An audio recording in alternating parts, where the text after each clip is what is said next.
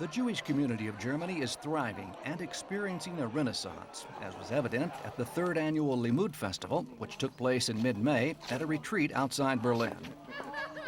This was the largest German Limud conference yet, attended by some 400 Jews from all walks of life, backgrounds, and ages.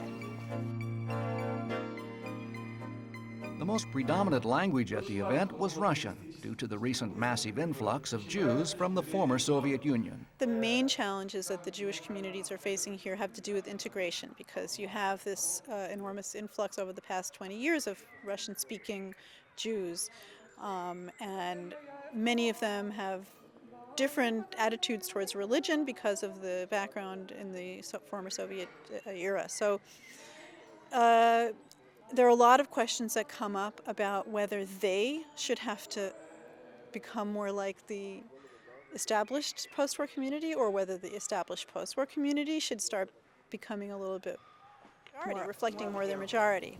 The organizers said that due to the diverse composition of contemporary German Jewry, the goal of Limud is to strengthen Jewish ties while forging a sense of community. Jewish continuity, they said, is paramount. If there are Jews in Germany, at least these Jews should be Jewish. I mean, they should live Jewry. And then now we make a circle, because then the thing is, do you leave them by themselves? Because they will live in Germany. There will always be Jews living in Germany. So do you not care about them and make them be empty Jews? Or will you fill them with content and teach them something about their culture? A phenomenally original concept in Jewish world and in the world generally, the concept of the Navi. Limud is sponsored by the European Jewish Fund, which is dedicated to promoting Jewish life throughout Europe by supporting programs to reinforce Jewish identity and Jewish pride.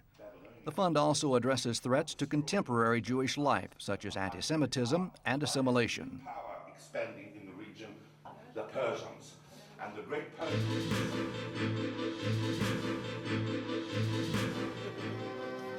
They are young, talented and successful and come from all over Europe. These are students at PAIDEA, the European Institute for Jewish Studies in Stockholm, Sweden. Each one was carefully screened and selected as a Jewish activist and a potential future leader. The whole thrust of PAIDEA is to empower people, that people really become empowered to bring about their own dreams of how Jewish culture can look in their own societies.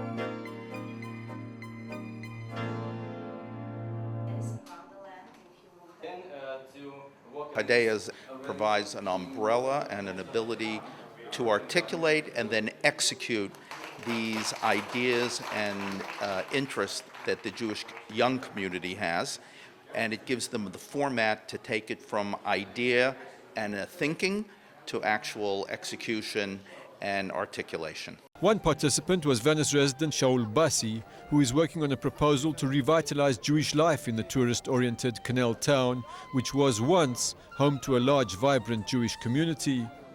What happens today is that there are a vital but small Jewish community and thousands of visitors, Jewish visitors, and so what we're trying to do is to create an occasion for them to meet and to interact, and so that the visitor can share the experience of living in Venice, which is a great experience, and the local Jews can learn more about the larger Jewish world, and perhaps also make of Venice again a center of Jewish learning as it was for centuries in the past. We are trying very much to build this issue of Jewish pride, creating pride among these youngsters, making them being proud of their tradition, of their community, of their past, but the most challenging thing, of their present.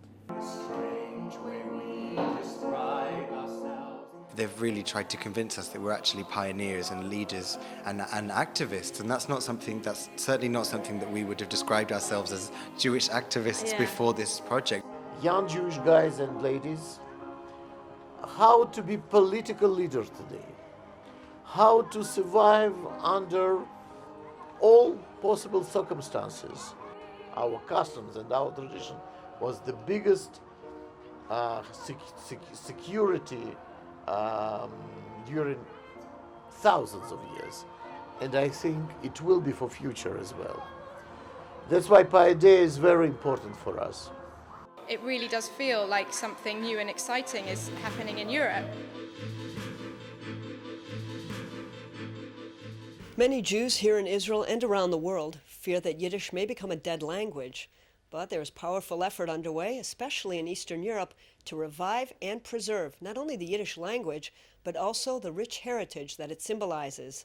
The Jews of Romania recently held their first ever Yiddish festival, and IBA's Yochanan Elram was there.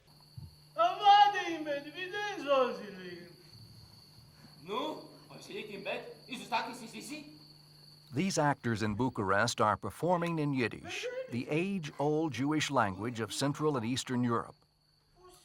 This stage production was the opening performance at the Yiddish Festival. The Yiddish language here in Romania almost vanished.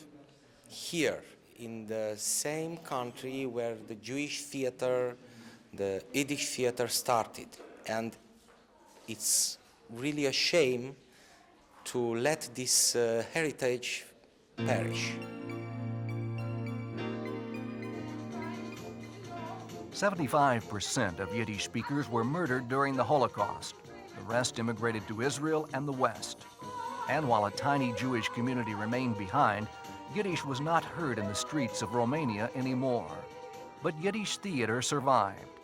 In 1948, the Bucharest State Jewish Theater was created after the government declared the Yiddish language a part of Romanian folklore.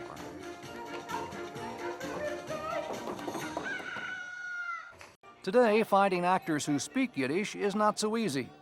In the festival's Yiddish play, The Fools of Helm, 8 of the 9 performers were non-Jews who were required to learn the age-old language. One such actor was 32-year-old Marius Kalogoritsa. I think it's very important for the Yiddish culture that we are continuing the Yiddish tradition. Over and over again, the message was the same. The Yiddish language must not be allowed to disappear. For the festival's artistic director, 26-year-old Andre Montano, Yiddish is deeply personal. It's my memories, it's my grandmother, it's my mother, it's all what is warm, it's all what is Jewish in my life. And also, I think it's my future. I met actress and entertainer Maya Morgenstern as she rehearsed for the festival. It's just beauty and joy and happiness, also nostalgia, also sadness. It brings such a taste of life. As I watched Maya rehearse, I could not help but think that the struggle to keep the ancient Yiddish culture alive in Romania is in some ways linked to the very survival of the Jewish community itself. Reporting from Bucharest, this is Yochanan Elram.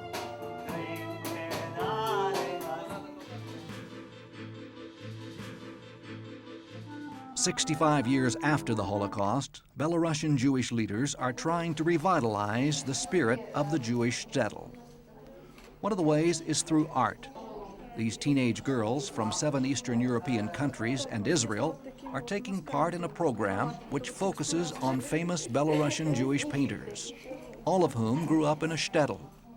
It's the 4th International Art Forum, Jewish Shtetls Revival, and the program's founder, artist and award-winning architect Galina Levina, who helps the participants with hands-on tutoring, says she is interested in conveying a sense of what Jewish life was like in pre-war Belarus. In our project, we are talking about the Jewish art. We are talking about the past, and we are talking about the future. The budding artists spend a week touring relevant historic and artistic sites and take part in master classes. They saw for themselves the humble beginnings of artists like Marc Chagall, who grew up in the shtetl of Vitebsk, today a vibrant city of 350,000. The Chagall Museum is housed in his boyhood home. It features Chagall family memorabilia and 300 lithographs. Not far from the Chagall home is another state-run museum located in the former communist headquarters. It features the paintings of Yudel Pen, who was Chagall's mentor. As the girls toured the old Jewish quarter, many made sketches and photographs for future reference. This is the former Chabad synagogue, which was home to a thriving Hasidic community. It lies in ruins today because there are no funds to refurbish the building. Creativity took on a different form for the youngsters at the Hatin Memorial, situated on the site of the former shtetl. It was here that art and history came together. In 1943, German SS troops forced the 1,085 residents into a barn and set the building on fire. The site made a strong impression on the young participants. Israeli Tair Kamener said she believes living in Israel has given her a better understanding of the Holocaust than her European counterparts on the trip. In school, we learn about it all the time in history, and when we have the day of the year, when we have a ceremony in school. They don't teach about the Holocaust in public school. It's not Jewish school. It's a gymnasium in center of Minsk, and there are not teaching Jewish some subject.